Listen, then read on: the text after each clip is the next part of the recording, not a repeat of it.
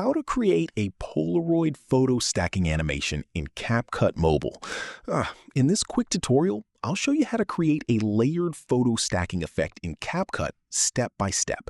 If this helps you out, make sure to like the video and subscribe for more CapCut Mobile animation tutorials. First, open the CapCut app on your Android phone. Now, open your project and make sure your video clip is placed at the beginning of the timeline. Tap on the video clip to select it. From the bottom toolbar, tap on Animation. Now, select the In tab to control how your video appears at the start. Scroll through the animation list until you find Polaroid Photo Stacking Animation. Tap on Polaroid Photo Stacking Animation to apply the animation effect to your clip.